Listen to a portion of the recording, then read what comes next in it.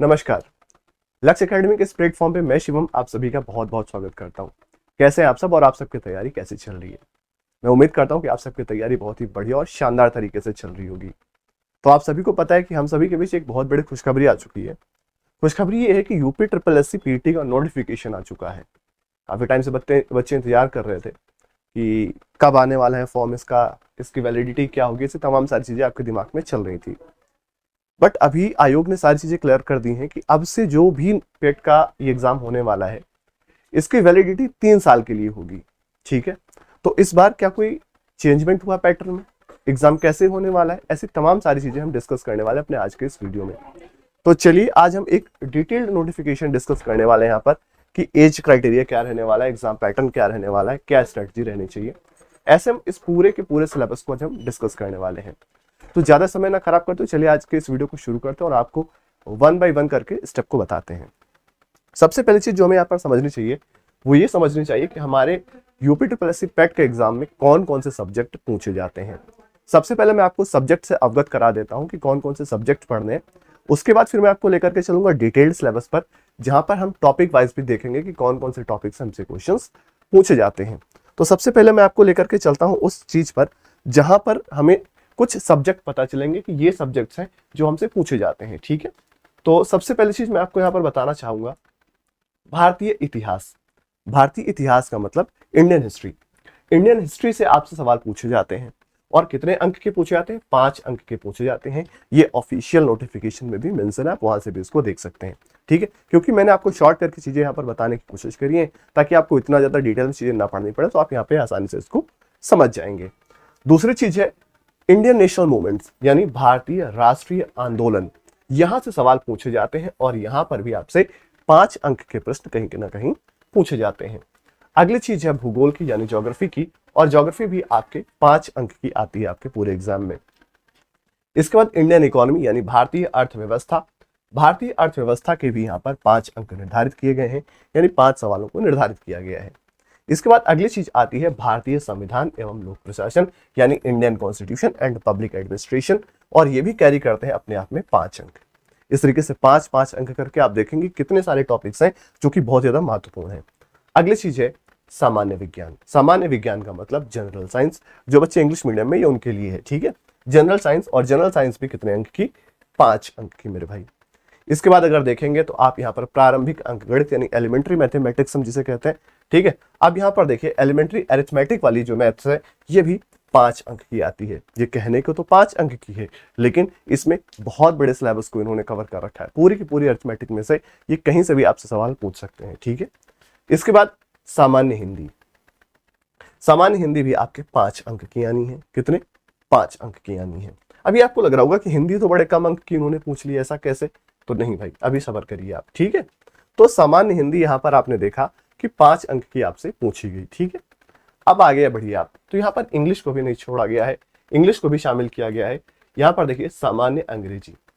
सामान्य अंग्रेजी यानी जनरल इंग्लिश, ये भी कितने अंक की? 5 अंक की। इसके बाद जब आप आगे बढ़ेंगे तो लॉजिकल रीजनिंग यानी तर्क एवं तर्क शक्ति।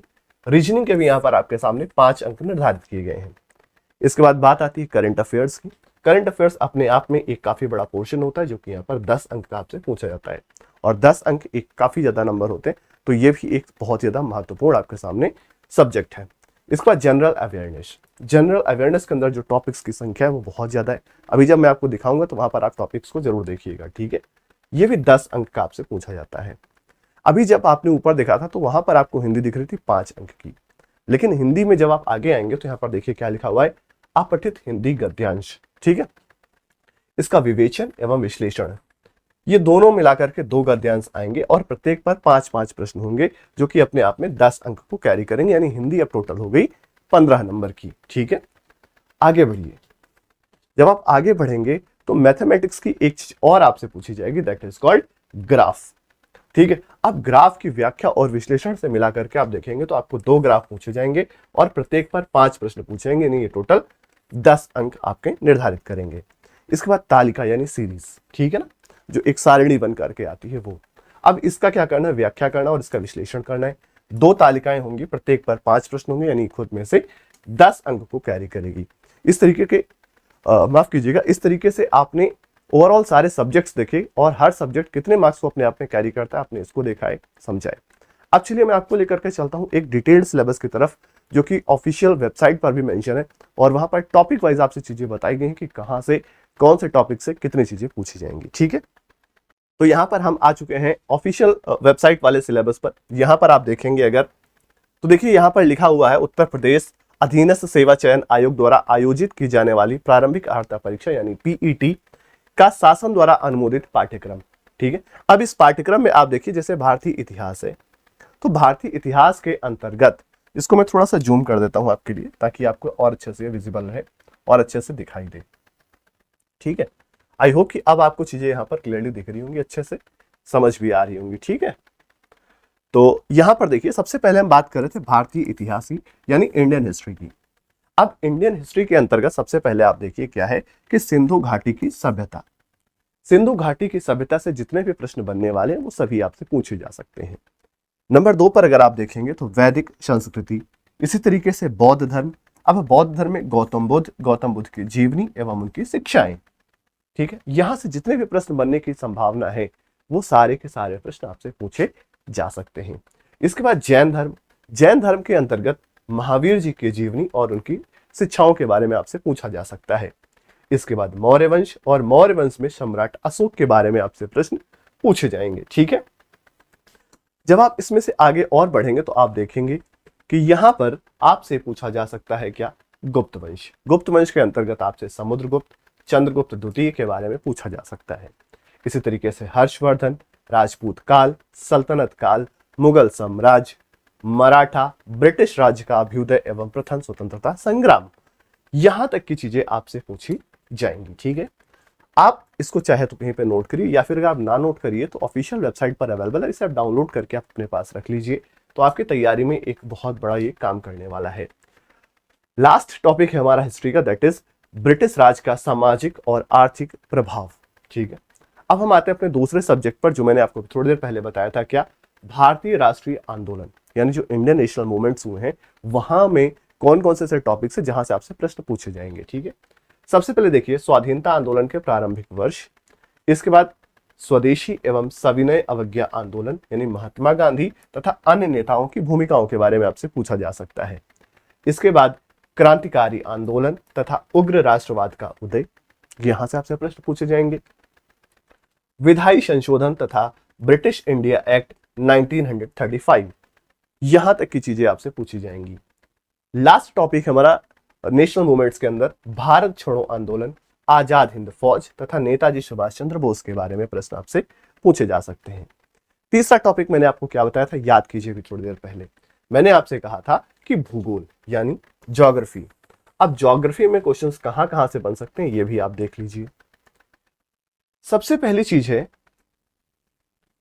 भारत एवं विश्व का भौतिक भूगोल यानी फिजिकल ज्योग्राफी की बात कर रहा है। इसके बाद नदियां तथा नदियों की घाटी, भूजल संसाधन, पर्वत, पहाड़ियां तथा हिमनद, मरुस्थल और शुष्क क्षेत्र, वन, खनिज संसाधन विशेषकर भारत में।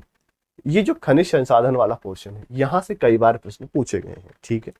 आगे देखिए भारत एवं विश्व का राजनीतिक भूगोल, ठीक है, पॉलिटिकल ज्योग्राफी की बात की जा रही है यहां पर।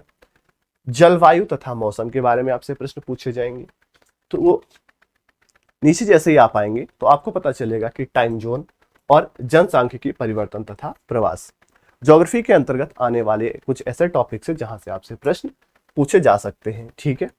चलिए आगे बढ़ते हैं और अब हम देखते हैं इंडियन इकोनॉमी के बारे में यानी भारतीय अर्थव्यवस्था के बारे में, और कहां कहां से आपसे प्रश्न पूछे जाएंगे इसके बारे में हम देख लेते हैं। सबसे पहली चीज है कि भारतीय अर्थव्यवस्था यानी 1947 से लेकर के 1991 तक कैसी रही, क्या हालत रही, उसके अंतर्गत क्या क्या चीजें बनाई गई, जैसे कि योजना आयोग तथा पंचवर्षीय योजनाएं कैसे बनाई गई, क्या क्या उनके मॉडल से कैसे अप्लाई की गई, क्या क्या चीजें हुई, ठीक है। देन मिश्रित अर्थव्यवस्था का विकास निजी एवं सार्वजनिक क्षेत्र में। नेक्स्ट हरित क्रांति, ठीक है, दुग्ध विकास एवं ऑपरेशन फ्लड, बैंकों का राष्ट्रीयकरण तथा सुधार। इसके बाद अगला टॉपिक हमारे पास वर्ष 1991 में आर्थिक सुधार एवं उसके बाद की अर्थव्यवस्था। नेक्स्ट टॉपिक हमारे पास है वर्ष 2014 के पश्चात आर्थिक सुधार, 2014 के बाद किस तरीके के आर्थिक सुधार किए गए हैं इनके बारे में हम पढ़ेंगे। ठीक है, जैसे कि कृषि सुधार, सबसे पहला है हमारे पास कृषि सुधार। और कृषि सुधार के बाद आप देखेंगे तो ढांचागत सुधार यानी स्ट्रक्चरल इंप्लीमेंटेशन, श्रम सुधार, आर्थिक सुधार और GST. GST one of the most important, अभी से इसको हम क्या करेंगे, हाईलाइट करते हुए चलेंगे कि जीएसटी को बहुत अच्छे से पढ़ के जाना है। नेक्स्ट टॉपिक जो हमने डिस्कस किया था वहां पर, वो क्या था हमारे पास, भारतीय संविधान एवं लोक प्रशासन, Indian constitution and public administration. अब इसके अंतर्गत हमें कौन कौन से टॉपिक पढ़ने हैं हम ये देखते हैं और समझने की कोशिश करते हैं। सबसे पहले हमारे पास है भारतीय संविधान। अब भारतीय संविधान में मुझे क्या क्या पढ़ना है, भारतीय संविधान की मुख्य विशेषताएं, राज्य के नीति निर्देशक सिद्धांत यानी डीपीएसपी, मौलिक अधिकार एवं कर्तव्य, राइट, संसदीय प्रणाली, संघीय प्रणाली, संघ एवं केंद्र शासित प्रदेश और केंद्र राज्य संबंध, न्यायिक ढांचा, सर्वोच्च न्यायालय एवं उच्च न्यायालय के बारे में हमें पढ़ना है। व्हाट इट, आगे जब आप बढ़ेंगे तो जिला प्रशासन, स्थानीय निकाय एवं पंचायती राज संस्थाएं, इनके बारे में हमें पढ़ना होगा। बात आती है हमारे छठे टॉपिक की जो कि था सामान्य विज्ञान, जनरल साइंस।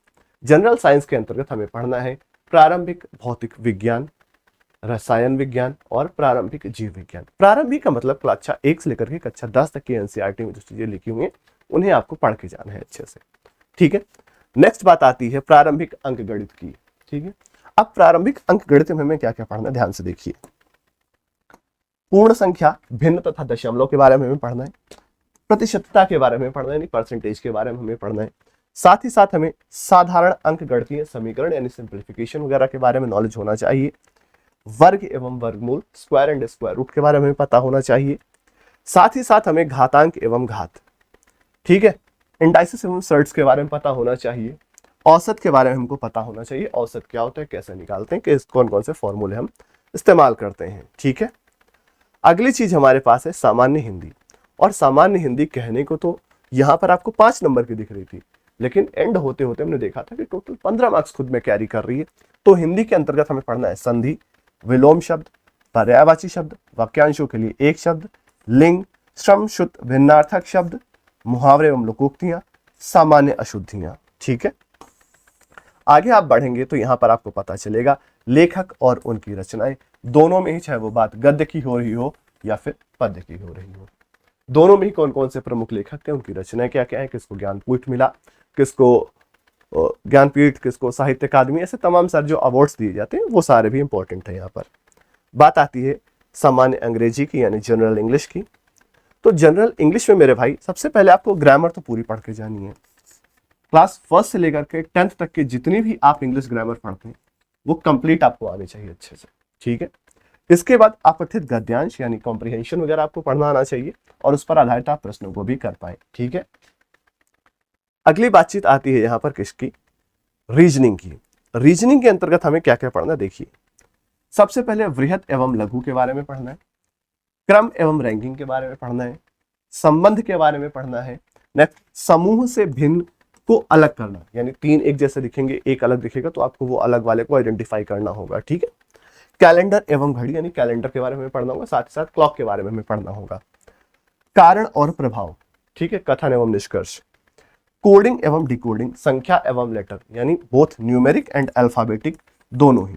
इसके बाद निगमनात्मक तर्क, कथन, विश्लेषण एवं निर्णय। ठीक है, जो आपको दे रखते कथन, उसके बाद उसका निष्कर्ष देते हैं, वहां से आप करने होते क्वेश्चंस वो वाले। ओके, अगली बात है करंट अफेयर्स की। तो करंट अफेयर्स भाई आपको पढ़ के जाना होता है। आपको पता है कि लास्ट 1 ईयर का करंट अफेयर बहुत ज्यादा इंपॉर्टेंट होता है, चाहे वो इंडियन हो या फिर वर्ल्ड का हो। अगली बात आती है हमारे पास सामान्य जागरूकता की यानी जनरल अवेयरनेस की। तो जनरल अवेयरनेस अपने आप में एक काफी बड़ी चीजों को कवर अप करता है। देखिए क्या क्या, सबसे पहली चीज है कि भारत के